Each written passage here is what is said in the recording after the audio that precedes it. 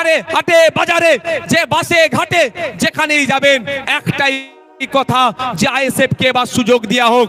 ISF এই চোর ডাকাত গুন্ডা মস্তান গুলোকে সরিয়ে দিয়ে সুষ্ঠু সমাজ ব্যবস্থা নিয়ে আসবে। যে এই সমাজ ব্যবস্থায় সরকারি কর্মচারীরা তার হকের দিয়ে পাবে কেন্দ্রীয় সমাহারে, যে সমাজ ব্যবস্থায় শূন্য পদগুলো পূরণ হবে, বেকারত্ব দূরে সরানো হবে, যেই সমাজ ব্যবস্থায় আনিসের বিচার হবে, তামান্নার বিচার হবে, তিলোত্তমার বিচার হবে, যে সমাজ ব্যবস্থায় নারীরা তার অধিকার পাবে, যে সমাজ ব্যবস্থায় কৃষক তার উৎপাদিত ফসলের দাম পাবে, যে সমাজ ব্যবস্থায় আমি আপনি মেহনত করছি, আমার আপনার শ্রমের মূল্যায়ন হচ্ছে না, এই শ্রমের মূল্যায়ন হবে, মিনিমাম ওয়েজেসটা আমরা বাড়াবার ব্যবস্থা করব। যে এই সমাজ ব্যবস্থায় নারীদের হাতে শুধু 1000-1200 টাকা তুলে দিও নয়, নারীদেরকে ক্ষমতায়ন করতে গেলে আমরা মনে করি কম করে 5000 টাকার ব্যবস্থা করতে হবে। সেই সমাজ ব্যবস্থা আমরা নিয়ে আসব। তবে হ্যাঁ, 5000 টাকা দেওয়ার সাথে সাথে রাজ্য কিছু কাজ বুঝে নেবে। এই সুষ্ঠু সমাজ ব্যবস্থা আনবো যেখানে বর্ণগত, জাতিগত, ধর্মগত, নারী পুরুষের কোনো ভেদাভেদ থাকবে না, যেখানে সবাই আমরা মানুষ, আমাদের সামাজিক পরিচয় আমরা যেটা সেটা নিয়ে মাথা তুলে বেঁচে থাকবো। সেই সমাজ ব্যবস্থা নিয়ে আসবো। বাংলার মানুষ যদি 2026 লোক বিধানসভা নির্বাচনে আমাদেরকে সুযোগ দেয়, তবে আপনাদের উপস্থিতি প্রমাণ করে দিচ্ছে যে বাংলার অলিতে গলিতে ইন্ডিয়ান সেকুলার ফ্রন্টের যে জয় জয়কার হবে সেটার আপনাদের উপস্থিতি আছে কিন্তু প্রমাণ করে দিচ্ছে। আপনারা মাঠে যারা আছেন, আপনারা হয়তো বাইরে যেতে পারছেন না, আমি তো একটার পরে এখানে এসেছি, আমি বাইরের অবস্থাটা একটু ঘুরে ঘুরে দেখছিলাম। আপনারা এখানে যে রকম মানুষ আছেন এর কয়েক গুণ বেশি মানুষ বাইরে শুধু ঘুরছে, জায়গা পাচ্ছে না বলে। আপনাদের ঘোষণা অনুযায়ী আমি গত বছর ঘোষণা দিয়েছিলাম, আমরা বলেছিলাম আমরা চেষ্টা করব কলকাতায় ব্রিগেডে করা, কিন্তু আমরা যখন অ্যাপ্লিকেশন করেছি আমাদেরকে জানানো হয়েছে এই সময় এই আর্মিদের কোনো একটা ট্রেনিং চলছে, সেই মার্চ মাস পর্যন্ত ব্রিগেড ময়দান দেওয়া যাবে না। সুতরাং আমরা সেখানে ওই জন্য বুক করতে পারিনি, ফলে আমরা এখানে বুক করেছি। তবে আপনারা সাথ দিলে শুধু ভাঙড় থেকে নয়, রাজ্যের বিভিন্ন প্রান্ত থেকে 2026 বিধানসভায় ডবল ডিজিটের বিধায়ক ইন্ডিয়ান সেকুলার ফ্রন্ট পাচ্ছে। তারপরে আমরা আশা করব এবং আর্মিদের ট্রেনিং কখন আছে সেটাও প্রয়োজনে দেখে নেব। তার ট্রেনিং এর ফাঁকে বা ট্রেনিং এর পরেই আপনাদের সাথ নিয়ে আবার আপনাদেরকে নিয়ে কলকাতায় আমরা ব্রিগেড ময়দান ভরাবো অধিকারের জন্য। বন্ধুগণ, আজকের এই অধিকার সবাই বিভিন্ন বিষয় ছিল, অনেকে চর্চা করেছে। আমি টু দা পয়েন্ট এসআইআর নিয়ে একটু বলতে চাই। আপনারা কারা শুনতে চান একটু হাত তুলে দেখান তো, এটা হাতটা তুলে রাখুন, হাতটা একটু তুলে রাখবেন। অসুবিধা হচ্ছে না তো কারো? অসুবিধা হচ্ছে না তো? ইভিএম মেশিনের সামনে গিয়ে খাম চিহ্নটা দেখবো, আর যেখানে খাম চিহ্ন থাকবে না আমাদের নেতৃত্বরা যেটা বলবেন সেখানে আমরা অন্য কোনো বুদামে হাত দেওয়ার দরকার নাই। আমি এসআইআর নিয়ে গুটি কয়েক কথা বলবো বলে আমি বক্তব্য শেষ করে দেবো। আমি কথা দিয়েছিলাম শীতকালের বেলা সকাল সকাল আসুন, সকাল সকাল ছেড়ে দেবো, কথা দিয়েছিলাম তো। আমি আপনাদের এসআইআর নিয়ে বলছি, এই একদম মাথায় ঢুকিয়ে নিন। এই এসআইআর যে সমস্যা তৈরি হয়েছে, এই সমস্যা তৈরির পেছনে দুটো রাজনৈতিক দল সম্পূর্ণভাবে দায়ী। তৃণমূল বিজেপি মিলে এসআইআর নামক সমস্যাটাকে তৈরি করছে ইলেকশন কমিশন অফ ইন্ডিয়াকে সামনে রেখে। তাই আমাদের যেভাবে অহেতুক হয়রানি পেরেশানি করা হচ্ছে এর জবাব আমরা ইভিএম মেশিনে গিয়ে এই তৃণমূল আর বিজেপির বিরুদ্ধে আমরা দিয়ে দেব। আমি প্রমাণ দেব আপনাদের, প্রমাণ ছাড়া আমি কথা বলি না, আমি প্রমাণ দিয়ে দেবো একটা একটা করে। যদি আপনাদের শোনার এনার্জি থাকে আমি তাহলে শোনাবো। এনার্জি আছে তো ভাই? তাহলে আমি শুনিয়াবো। একটু পোলটা খোলা দরকার। সাপ হয়ে কামড়াচ্ছে আর ওজা হয়ে ঝাড়ার চেষ্টা করছে। সাপকেও ধরতে হবে আর কামড়ানোতে আসার আগে তাকে ধরে নিতে হবে। আপনাদের মাবি বলে রাখি, 2021 নির্বাচন পার হয়েছিল সিএ এনআরসির ভয় দেখিয়ে। সিএ এনআরসি করে দেশ থেকে তাড়িয়ে দেবে।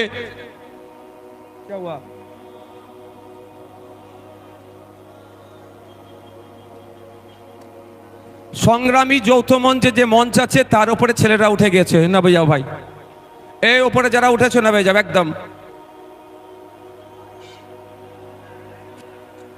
একদম নেমে যাও, এটা অনৈতিক কাজ। নেমে পড়ো চাল থেকে। শোনেন ভাই, এদিকে দেখান, 2021 সালে নির্বাচন কি দেখিয়ে পার হয়েছিল? বিজেপি বলেছিল এসআইআর করে তাড়িয়ে দেবো, এই বিজেপি বলেছে এনআরসি সিএ করে তাড়িয়ে দেবো। আর মমতা ব্যানার্জির দলেরা কি বলেছিল? যে তাড়াতে পারবে না, আমরা আছি। এখনো বলুন, এই 2026-এ নির্বাচন আসছে, এসআইআর করে ভোটাধিকার কেড়ে নেব গল্প শোনাচ্ছে শুভেন্দু অধিকারী, আর মমতা ব্যানার্জি ফিক ফিক করে এসে বলছে আমি থাকতে এসআইআর হতে দেব না। অলরেডি কাগজ নিয়ে আপনাকে আমাকে ছুটাছুটি করতে হচ্ছে, আমার নামও নোটিশ এসে গিয়েছে। নোবেল জয়ী বিখ্যাত মানুষ অমর্ত্য সেন্সারের নামেও অপদার্থ কমিশন নোটিশ পাঠিয়েছে এই বিজেপি তৃণমূলের পাল্লায় পড়ে। শুধু তাই নয়, স্বাধীনতা সংগ্রামী, মুক্তিযোদ্ধা, বীর, ভারতবর্ষের অন্যতম শ্রেষ্ঠ আইকনিক ব্যক্তি, তার নাম নেতাজি সুভাষচন্দ্র বোস, নেতাজি সুভাষচন্দ্র স্যারের পরিবারকেও এই নোটিশ পাঠিয়েছে। তাই আপনাদের বলবো, 2026-এর বৈতরণী পার করার জন্য তৃণমূল আর বিজেপি এসআইআর নামক এই সমস্যাটার অবতরণ করেছে। তাই আপনাদের বলবো, এই সমস্যাতে অহেতুক হয়রানি করার চেষ্টা হচ্ছে, তবে আপনি আতঙ্কিত হবেন না। দিন দেওয়ানে বলেছিলাম স্বচ্ছ এসআইআর করলে সহযোগিতা করব, আজকেও বলছি স্বচ্ছ এসআইআর মিন্স ভোটার লিস্ট স্বচ্ছ হোক, মৃত ভোটারের নাম বাদ যাবে, একাধিক জায়গায় ভোটার লিস্টে নাম উঠেছে বাদ যাবে, যার অস্তিত্ব নেই সেই ভোটারের নাম বাদ যাবে, প্রয়োজনে আমরা সহযোগিতা করব। কিন্তু স্বচ্ছতার নামে নির্বাচন কমিশন যে অহেতুক হয়রানি করছে, এর জবাব দেওয়ার জন্য প্রশ্ন করেছিলাম আমরা নির্বাচন কমিশনে। শুধু তাই নয়, আপনাদের এই নওশাদ সিদ্দিকী কামচিহ্ন নেতা সুপ্রিম কোর্টে গিয়ে আপনাদের জন্য মামলা করেছে। আপনাদের বলে রাখি, দুটো কাজ এই মুহূর্তে মমতা ব্যানার্জি যদি করে, দুটো কাজ যদি এই মুহূর্তে মমতা ব্যানার্জি করে, হয়রানিও বন্ধ হবে, আতঙ্কিত হবেন না। দুটো কাজ কি কি বলে দিচ্ছি, শর্ট টাইম, আমি বেশিক্ষণ বলবো না, বলেছি আপনাদের। প্রথম কাজ হচ্ছে ওয়াল পার্টি মিটিং ডাকা। মমতা ব্যানার্জি ওয়াল পার্টি মিটিং ডাকুক, সমস্ত রাজনৈতিক দলের নেতাদেরকে ডাকুক। যেই পরিস্থিতি বাংলার স্বাধীনতা সংগ্রামী পরিবার থেকে শুরু করে, পীর পরিবার থেকে শুরু করে, বিভিন্ন ধর্মীয় পরিবার থেকে শুরু করে, বিভিন্ন যাদের সামাজিক প্রভাব প্রতিপত্তি আছে, সব সমেত সাধারণ মানুষদেরকে অহেতুক হয়রানি হচ্ছে, এই হয়রানি বন্ধ আমাদের করতে হবে। অল পার্টি মিটিং ডাকা দরকার। কেমন অল পার্টি মিটিং আপনাদের জানিয়ে রাখি, বর্বর পাকিস্তানিরা যখন এসে পেহেলগাঁওতে নাগরিককে খুন করলো, সেই সময় অল পার্টি মিটিং ভারত সরকার ডেকেছিল। সেই সময় কংগ্রেসের পক্ষ থেকে বলেছিল পাকিস্তানের বিরুদ্ধে অল আউট যাও, আমাদের কোনো অবজেকশন নাই। আজকে মমতা ব্যানার্জি যদি অল পার্টি মিটিং ডাকে, মমতা ব্যানার্জি ডাকে কেউ আসুক আর নাই আসুক, ইন্ডিয়ান সেকুলার ফ্রন্ট যাবে বাংলার নাগরিকদের সাথে, সেখানে গিয়ে বলবে স্বচ্ছতার সাথে যে কাজ পশ্চিমবাংলা সরকার করতে চাই আমরা প্রস্তুত আছি বাংলার মানুষের জন্য। করবে, তাহলে আপনি আতঙ্কিত মুক্ত হবেন তো ভাই? কিন্তু চাই না আপনি আতঙ্কিত মুক্ত হন মমতা ব্যানার্জির দলেরা। এরা চাই আপনি পেরেশানে থাকুন। আপনি পেরেশানে থাকলে প্রশ্ন করতে পারবেন না মাদ্রাসায় টিচার নেই কেন। আজকে দেখুন কলকাতায় গতকালকে খোঁজ নিয়ে দেখুন, প্রায় 33 দিন এই ঠান্ডাতে তারা পড়ে আছে। আনের টিচারগুলো, এমএসকেএসএসকে টিচারদের সম্মানিকটা ঠিকঠাক পাচ্ছে না। মাদ্রাসায় 10,000 শূন্য পদ হয়ে গেছে, পরিকাঠামো ধ্বংস হয়ে গেছে, স্কুলে টিচার নাই, হাই স্কুলে টিচার নাই, শিক্ষার পরিকাঠামো ধ্বংস হয়ে গেছে। আপনি এটা প্রশ্ন করবেন না এসআইআর এর কাগজ নিয়ে ছুটাছুটি করবেন? এই ছুটাছুটি করার জন্য আপনাকে এই পদক্ষেপগুলো গ্রহণ করছে না। দ্বিতীয় হচ্ছে বিধানসভায় নিন্দা প্রস্তাব পাস করানো হোক। বিধানসভায় নিন্দা প্রস্তাব পাস করানো হোক। যেভাবে অহেতুক হয়রানি করা হচ্ছে এটা অত্যন্ত নিন্দাজনক কাজ। সেখানে নিন্দা প্রস্তাব পাস করানো হোক, সেই নিন্দা প্রস্তাবের কপিটা ইলেকশন কমিশন অফ ইন্ডিয়াকে দিক, আর যে সরকার একটা মামলা করুক সেই মামলাতে কপিটা অ্যাটাচ করে দিক। নিশ্চিতভাবে সুপ্রিম কোর্ট এটার প্রতি বিবেচনা করবে, কারণ বিধানসভার মধ্যে নিন্দা প্রস্তাব পাস করানো মানে পুরো পশ্চিম বাংলার মানুষ এটাকে নিন্দা করছে, এই অহেতুক হয়রানিকে। এটা করবে মমতা ব্যানার্জি সরকার? আওয়াজ দিন একটু। কেন করবে না? পেরেশান তো হচ্ছে দলিত, সব থেকে বেশি পেরেশানি হচ্ছে মুসলমান, তারপরে দলিত, তারপরে আদিবাসী। তাই মুসলমানকে তো বড় মানুষ মনে করে না, শুধু ভোটার মনে করে, আর ক্যাপটিভ ভোট ব্যাংক হিসাবে রাখতে চায়। তাই আপনাদের বলবো, দিকে দিকে আওয়াজ তুলতে হবে, বলতে হবে, ইমিডিয়েট পশ্চিমবাংলা সরকারকে এ দুটো কাজ করা দরকার। এক, অল পার্টি মিটিং ডাকা, দ্বিতীয় হচ্ছে বিধানসভায় নিন্দা প্রস্তাব পাস করানো। এরপরও আপনাদের বলছি, আমার উপরে কেন এদের রাগ বুঝতে পেরেছেন? ৭৭টাকে নিয়ে কিছু নয়, নওশাদকেই হারাতে হবে। কারণ আমি তো এদের পয়েন্টে পয়েন্টে এদের ভুলগুলো ধরিয়ে দিই, ওই জন্য ওদের জয়েন্টে জয়েন্টে ব্যথাটা করে যায়। আমি তো বলছি আপনাকে, দেখবেন যাদের বাড়ি ফর্ম গেছে, ফর্মের সাথে আর একটা এক্সট্রা, এই হিয়ারিং এর নোটিশ গেছে, হিয়ারিং এর নোটিশের সাথে আর একটা কাগজ গিয়েছে। সেই হিয়ারিং এর নোটিশের সাথে একটা যে কাগজ গিয়েছে, সেখানে 13টা ডকুমেন্টসের কথা বলা হচ্ছে। যাদেরকে হিয়ারিং এ ডাকা হচ্ছে, এই 13টা ডকুমেন্টসের মধ্যে কোনো একটা ডকুমেন্ট সাবমিট করলে তার হিয়ারিংটা সে পজিটিভ হয়ে যাবে, অর্থাৎ তার অসুবিধা হবে না। এটা বলছো তো? আচ্ছা, আমরা এই এসআইআর নিয়ে এত দুটো মেনলি সমস্যার সম্মুখীন হতে হচ্ছে আমাদের। একটা, টাইম লস হচ্ছে, দাঁড়াতে হচ্ছে, অব্যবস্থা। ওখানে এই গেটের ওখান থেকে সরে যাও, তো এই গেটের ওখান থেকে সরে যাও, গেট থেকে সরে যাও, দেখতে পাচ্ছ না? এই সবার উপরে উঠে বসুন, নিচে বসুন না, বসুন। দুটো জিনিস হচ্ছে তো ভাই, একটা কি আমার অযথা টাইম দিতে হচ্ছে, ওখানে অব্যবস্থা, ওখানে ঠিকঠাক ব্যবস্থা আমরা পাচ্ছি না, ঘন্টার পর ঘন্টা লাইনে গিয়ে দাঁড়াতে হচ্ছে। দ্বিতীয় হচ্ছে আমি আতঙ্কিত, তাই তো ভাই, যে আমার কি হবে।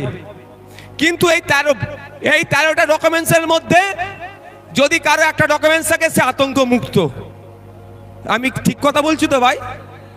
আমি ভাই আতঙ্কিত নেই আমার হাতে নোটিশ পাঠিয়েছে বলে। কেন বলুন তো? আর্টিকেল 326, আমার ভোটদানের স্বাধীনতা। 18 বছরের ঊর্ধ্বে হলে আমি ভোট দিতে পারবো, আমি ভারতীয় নাগরিক।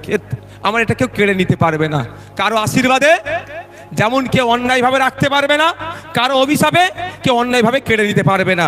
যাক, আমি আপনাদের বলি, এই নোটিশের 6 নম্বর পয়েন্টটা দেখুন কি লেখা আছে। 6 নম্বর বলা হচ্ছে, রাজ্যের উপযুক্ত কর্তৃপক্ষ প্রদত্ত স্থায়ী বসবাসের প্রমাণপত্র বা শংসাপত্র, অর্থাৎ পশ্চিমবাংলা সরকার তার কর্তৃপক্ষকে দিয়ে আপনার হাতে যদি রেসিডেন্স সার্টিফিকেট তুলে দেয়, তাহলে আপনি হিয়ারিং এর নোটিশে গিয়ে ওটা দিলেই আপনি হিয়ারিং, আপনার কোনো আর চিন্তার কারণ থাকবে না।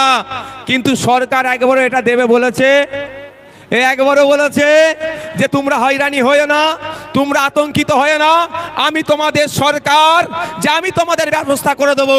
তাই আপনাদের বলি, আপনারা 2021 সালে অনেকে ভাঙড় ছাড়া অনেক কি হবে না হবে ভেবে ভোট দিবার ইচ্ছা গেলেও ভোট দেননি। কিন্তু আপনাদের বলছি, আজকে যদি এটা সংযুক্ত মোর্চার সরকার চলতো, তাহলে এই হয়রানি হতো না।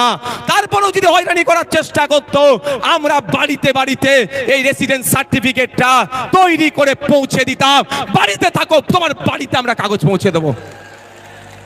রাজ্য সরকার চাইলে যেভাবে দুয়ারে সরকার করছে, সেরকম বাড়িতে সরকার পৌঁছে দিতে পারতো, খামে ভরে, এনাও তোমার রেসিডেন্স সার্টিফিকেট, যাও তুমি গিয়ে হিয়ারিং এর টেবিলে দাও, তোমার হিয়ারিং পাস হয়ে যাবে, তোমার ভয় নেই। এটা করেছে রাজ্য সরকার, এটা জানতে হবে। আমি প্রথমেই বলি, শুভেন্দু অধিকারী আমাকে আপনাকে ভোটাধিকার কেড়ে নেওয়ার চক্রান্ত করছে। চক্রান্ত করলে চক্রান্তের জবাব দিতে হবে তো। কেউ যদি বুনোহল হয়, তাহলে বাঘা তেঁতুল হতে হবে তো ভাই। বাঘা তেঁতুলের ভূমিকা দেখতে পাচ্ছি না। তারপরে চলে আসুন 10 নম্বর পয়েন্টে বলছে, রাজ্য স্থানীয় কর্তৃপক্ষের দ্বারা তৈরি পারিবারিক রেজিস্টার্ড, রাজ্য বা স্থানীয় কর্তৃপক্ষের দ্বারা তৈরি পারিবারিক রেজিস্টার্ড। 2011 সালে আইসিডিএস কর্মীদের দিয়ে তথ্য তোলা হয়েছিল, এই পারিবারিক রেজিস্টার সেখানে আছে। এই তথ্যটা উঠে প্রথমে গিয়েছিল পঞ্চায়েতে, পঞ্চায়েত থেকে রাজ্যে গিয়েছিল। আপনারা বলুন, এই তথ্যটা অলরেডি প্রতিটা পঞ্চায়েতে আছে।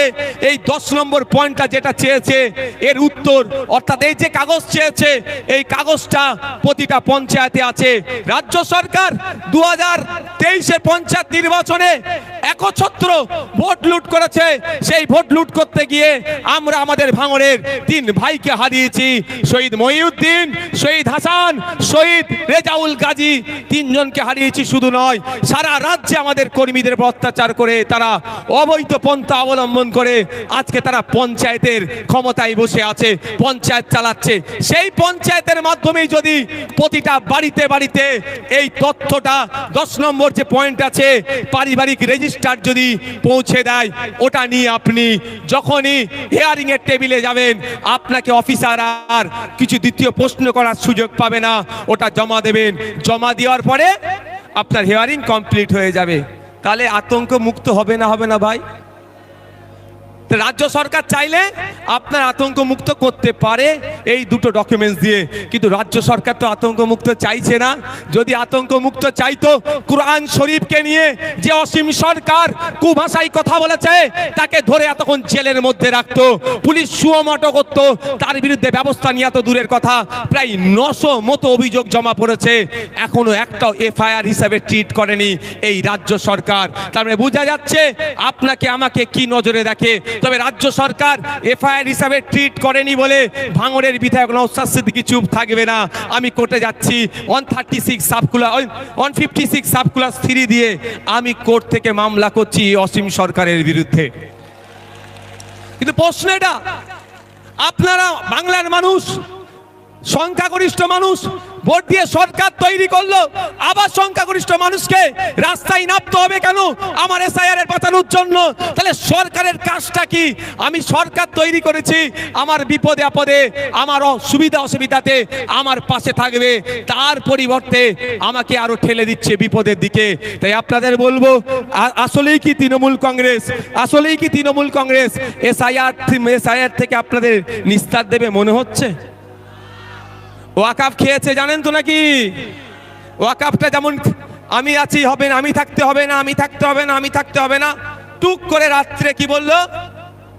ওয়াকাফ মেনে নিল, এটাও মিলিয়ে নেবেন। এসআইআর উনি বেঁচে থাকতে হবেন না বলছেন, বলতে বলতে শেষ দিন আপনাকে তো ডুবিয়ে দিতে পারে। তাই বলছি আপনাদের, আপনার লড়াই আপনাকে লড়ে নিতে হবে, আমার লড়াই আমাদেরকে লড়ে নিতে হবে। তাই ওদের কথা, মমতা ব্যানার্জির কথাই ভরসা করে লাভ হবে না, আমাদেরকে আওয়াজ তুলতে হবে যে ইমিডিয়েট যে পঞ্চায়েতে পারিবারিক রেজিস্টার যে সার্টিফিকেট আছে সেইগুলো যাদের নামে হেয়ারিং এসছে, তাই hearing already supreme court order দিয়েছে, যাদেরকে হেয়ারিং ইস্যু করা হচ্ছে তাদের লিস্ট কি করো, পাবলিশ করো। সেই লিস্ট দেখে দেখে পঞ্চায়েতেই পাবলিশ করার কথা বলা হয়েছে, প্রতিটা পঞ্চায়েতে সেই লিস্ট দেখে পাবলিশ করে আমাকে পাবলিশ যেটা হবে আমার বাড়িতে কাগজ পৌঁছে দেওয়া হোক। এই আওয়াজটা আমরা তুলবো তো নাকি গো? তুলতে হবে তো নাকি? ঝিম মেরে গেলে হবে? আর 5 মিনিট বলবো, অসুবিধা আছে? আর এনার্জি আছে? কাদের এনার্জি আছে আরেকবার দেখি তো। এনার্জি আছে তো? এনার্জি আছে তো? ফুল এনার্জি আছে? আর 5 মিনিট বলবো।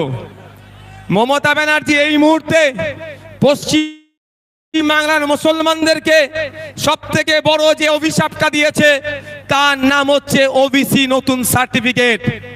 মমতা ব্যানার্জি প্রতিনিয়ত, তার দল বাঁচছেনি, প্রতিনিয়ত মুসলমান দলিত আদিবাসীদেরকে এক একটা করে অভিশাপ উপহার দেয়।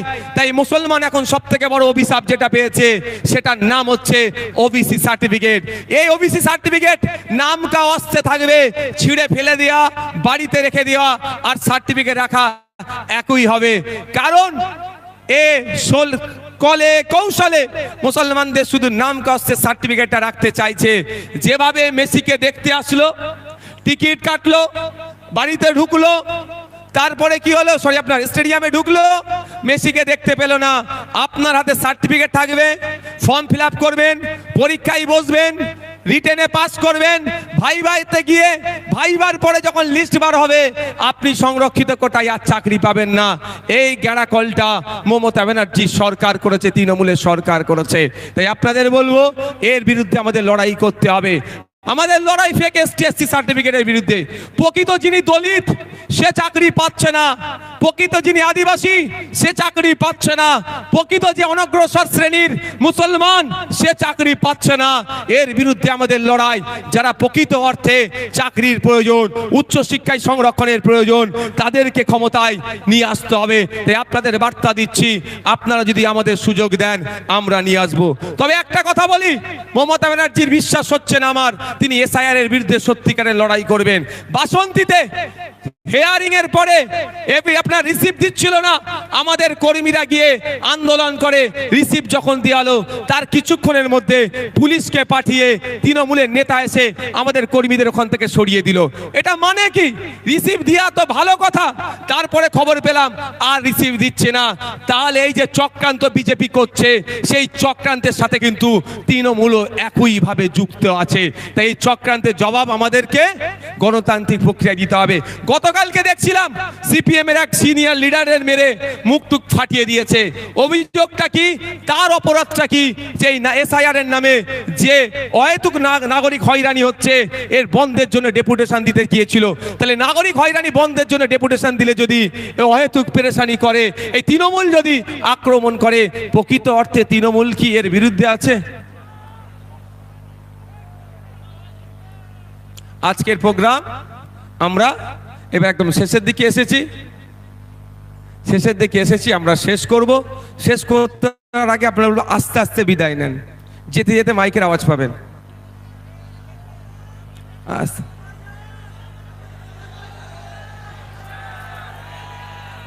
আস্তে আস্তে বিদায় নেন।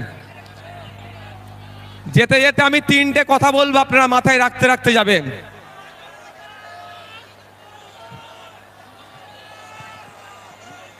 তিনটে কথা বলবো, মাথায় রাখতে রাখতে যাবেন। প্রথম কথা, আমি আবারও বলছি, প্রতিটা স্টেজ থেকে বলছি, আজকেও বলছি, আপনার ছেলে মেয়েগুলোকে উচ্চশিক্ষায় শিক্ষিত করুন। বাইট উধার দেন, ইধার নেই, সব বাইরে যাবে, সব ওই পারে, এখানে কেউ আসবে না, বাইট এখানে না। প্রতিটা ছেলে মেয়েকে উচ্চশিক্ষায় শিক্ষিত করুন। একবেলা খেতে পাবেন না, তাও অসুবিধা নাই। ভলেন্টিয়ার যারা আছেন,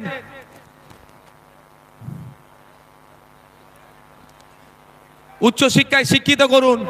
দ্বিতীয় কথা, ভাই শুনো না, এর মধ্যে কোনো ইন্টারভিউ দেবো না দাদা আমার। দ্বিতীয় কথা, রাজনৈতিক সৌজন্যতা বজায় রাখবেন।